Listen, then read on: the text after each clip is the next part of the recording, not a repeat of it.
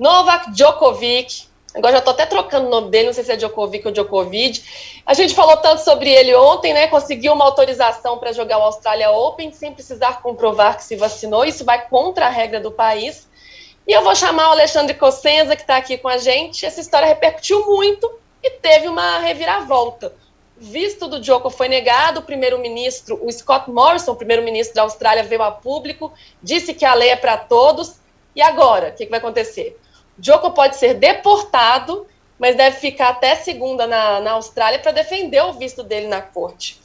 E aí, Cossenza, essa história foi ficando interessante, hein? Como é que ficou? Bom dia, novos capítulos. Bom dia, Luísa, tudo bom? Pois é, novos capítulos e tudo indica que a gente vai entrar pelo fim de semana ainda discutindo isso e sem ter uma definição.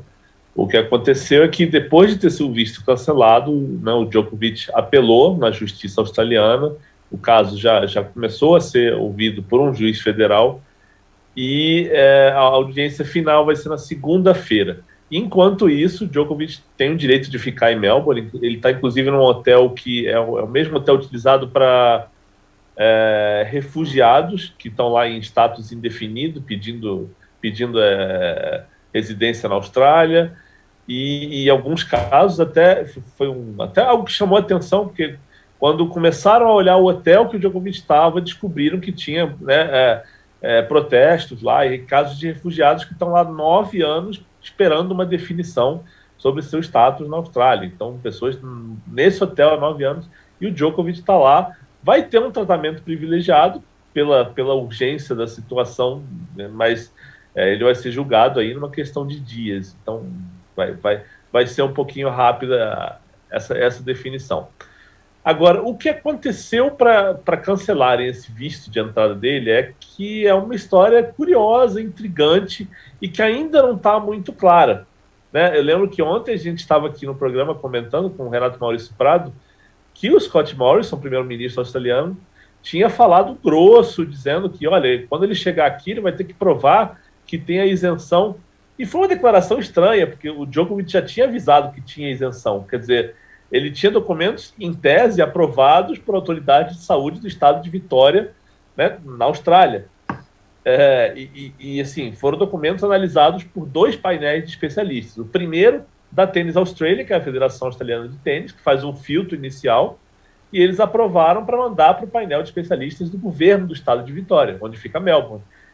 E esses especialistas também aprovaram. Então o Djokovic viajou achando que ia entrar na Austrália sem problema. E quando ele chegou no aeroporto, a polícia alfandegária falou, olha, isso aqui não é suficiente. E não ficou muito claro ainda o que falta ou o que aconteceu, porque não se sabe, primeiro, o que foi que o Djokovic argumentou para conseguir a isenção, né? O jornal australiano The Age, ele tem uma reportagem dizendo que o Djokovic argumentou que teve Covid nos últimos 6 meses e que isso, segundo a Tênis Australia e os especialistas de Vitória, seria suficiente. Mas o jornal também cita uma fonte do Ministério da Saúde australiano, governo federal, né, uma esfera acima, e o Ministério teria entrado em contato com o painel de especialistas de Vitória para avisar que, olha só, não basta ter contraído Covid, tem que ter vacinado 2 vezes, 2 doses ou 1 dose, dependendo do tipo da vacina. E, de repente, foi isso que aconteceu. A gente não sabe, porque o Djokovic ainda não falou. O primeiro-ministro, Scott Morrison, ele só falou que o Djokovic não apresentou evidências suficientes para apoiar o pedido de isenção.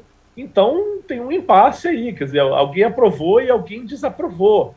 E ontem, quando a gente falava que o Scott Morrison fez esse discurso, que parecia que ele estava jogando para a torcida, porque a entrada do Djokovic, né, a concessão da isenção, ela pegou muito mal, né, internamente a população australiana. Você imagina que é uma população que passou 2 anos aí vivendo sob medidas muito rígidas de controle de pandemia, de Covid, e de repente chega o número 1 do mundo e ganha uma isenção. Assim, ficou parecendo que ele teve tratamento privilegiado. Então, e agora parece exatamente o contrário. Parece que o governo viu que a população reagiu mal, não gostaram, e fica a impressão agora que o governo resolveu voltar atrás. Vamos dar um jeito, o povo não gostou, vamos barrar esse cara de alguma maneira. E parece que é isso, né? Agora, por que aprovaram a documentação, né, num lugar e não aprovaram em outro? Isso acho que a gente vai descobrir lá na frente, quando o Djokovic falar, ou quando as autoridades australianas resolverem abrir o jogo, né? De repente, depois de segunda-feira, depois de acontecer essa audiência final, e decidirem se o Djokovic vai poder ficar na Austrália para jogar o Australian Open, ou se vai ser realmente deportado, tem que voltar para a Sérvia.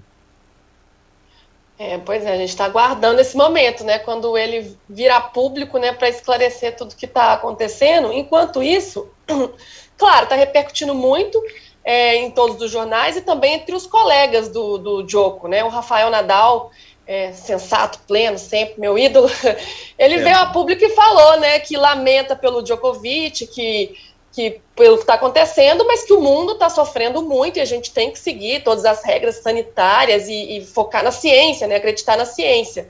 E que ele tomou a decisão dele e precisa arcar com as consequências desse ato, né? E aí eu fico pensando, Cossenza, que é por aí, né? E que impacto, né?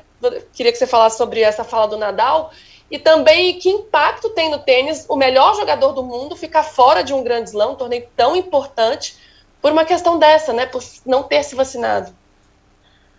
Como você falou, Nadal é muito sensato na maioria das coisas que ele fala, quase todas.